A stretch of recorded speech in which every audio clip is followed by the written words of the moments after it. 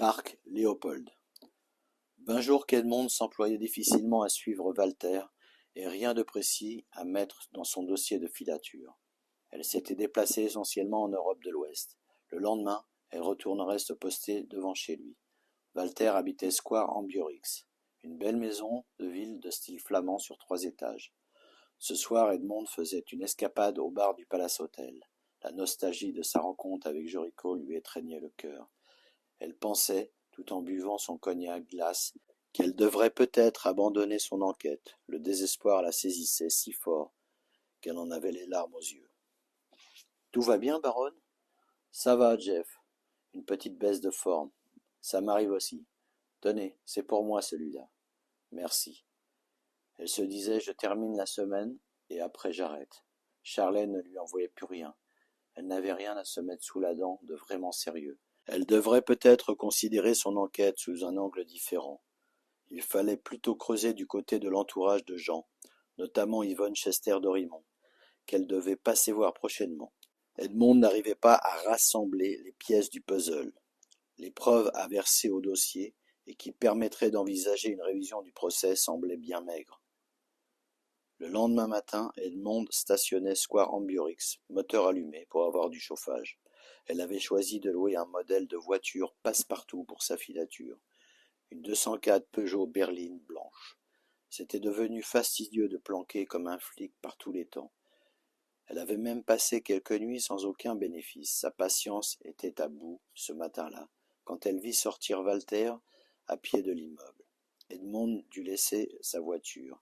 Elle sortit en trombe du véhicule et mit ses lunettes noires. Walter marchait vite dans la rue Archimède. Il enchaîna vers la rue Froissart après le rond-point Robert Schumann, puis tourna à droite vers la rue Belliard.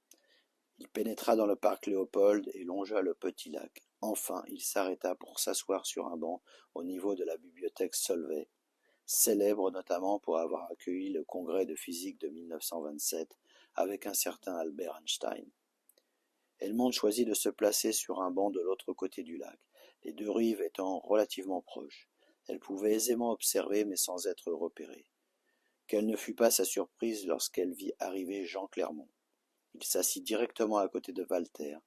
Ils laissèrent passer une femme avec son landau, puis Walter remit un attaché-caisse à Jean, qui l'ouvrit immédiatement.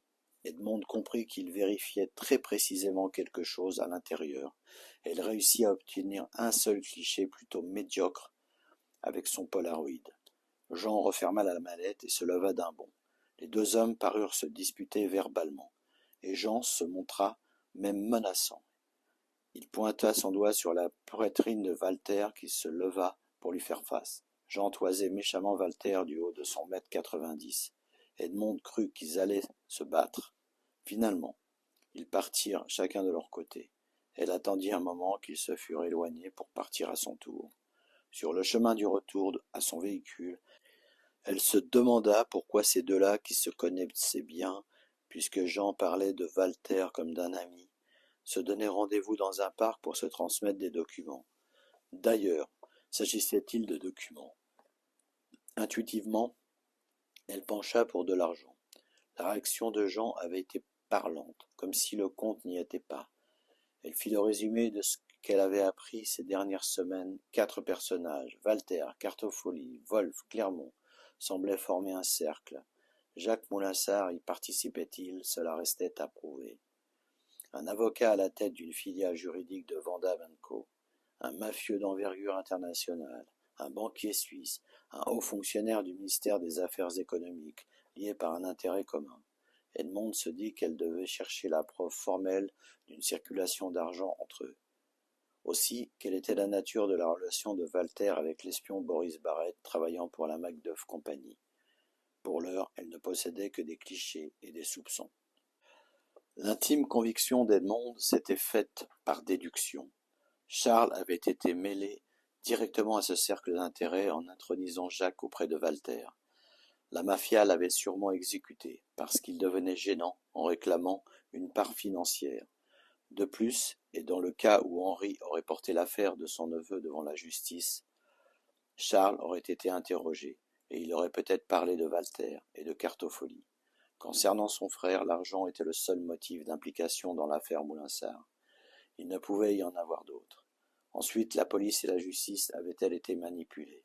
En tout cas, elles tenaient en la personne de Joseph Enrico un coupable au profil idéal. Ensuite, il restait cette interrogation majeure. Pourquoi la police et la justice avaient refusé de faire un lien entre les menaces reçues par Henri et le meurtre de Charles? Rémy s'était pourtant largement expliqué sur les affaires d'Henri dans le bureau du commissaire Jacobs et dans celui du directeur de la police judiciaire Albert Dupont. Le procès de Jericho s'était déroulé de manière autonome, en axant tout sur un crime gratuit, inspiré par la passion.